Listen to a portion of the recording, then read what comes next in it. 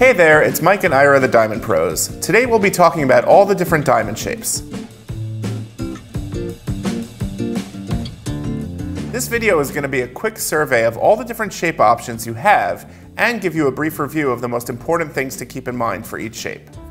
You'll also see an ideal diamond in each shape. A link to each diamond used in this video will be posted below. This is actually an important video because choosing your desired diamond shape is one decision we can't help you with. It all comes down to a matter of personal taste and style. Let's start with the most popular shape, the round brilliant. Rounds are the most popular shape for two reasons. First of all, they're without a doubt the most brilliant and fiery of all the diamond shapes. And secondly, they look great in just about any setting. They also mask their color very well, so you can buy a J or even K color diamond and it will still look colorless. They're also great at hiding inclusions. Next up are princess cuts. Princess cuts are also very brilliant, but they have a square shape. Princess cuts show color more strongly than rounds, so we recommend only eye color or better. These diamonds have been a favorite of diamond manufacturers since they were invented in the 60s due to the fact that they lose very little weight when cut from rough. If you've ever seen a rough diamond after being cleaved in half, they'll look more or less like a princess cut without any facets. Now let's take a look at cushion cuts. Cushion cuts have become a lot more popular over the last decade. These diamonds are fairly versatile. They can be both square and slightly rectangular. There are two different looks that cushion cuts have. They can either be antique or chunky, or they can be what's called crushed ice. Antique chunky cushions have a more developed facet pattern reminiscent of round diamond, whereas crushed ice cushions just look like a crazy undefined mess of brilliance.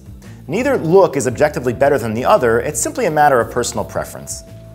Let's take a look at emeralds and Asscher cuts next. We'll discuss these two shapes together because they're basically the same thing. The only difference between the two is the length to width ratio.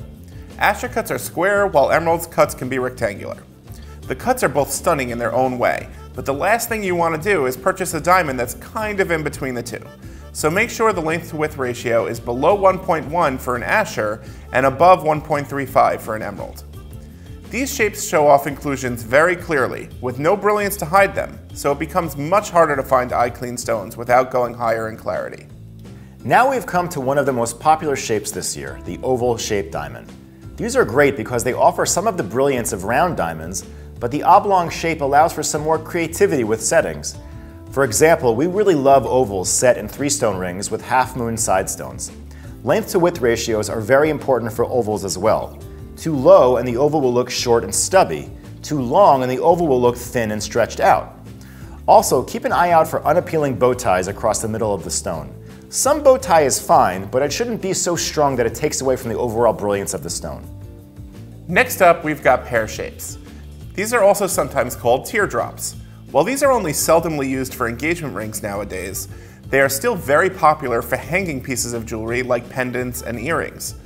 Like ovals, pears can suffer from a bow tie as well, so it's important to make sure that if your diamond does have a bow tie, it's not too pronounced. Pears can show color very strongly, so keep your color grade to H or better. In the same family as pears and ovals, we've got the marquise-shaped diamond.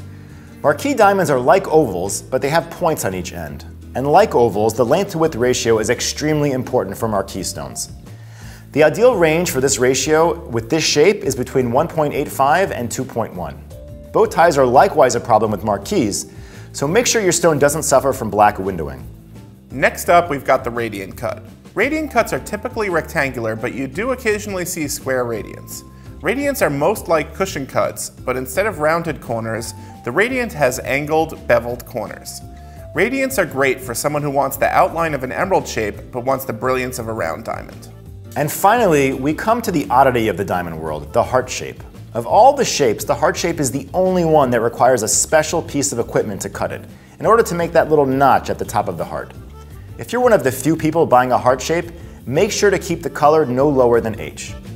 Well, there you have it, folks, a little taste of each of the diamond shapes. We hope this helps you with your decision. If you have any other questions or would like some help picking out the perfect diamond ring, feel free to contact us. One of our diamond consultants will be happy to help you find the perfect engagement ring. From Mike and Ira the Diamond Pros, thanks for watching.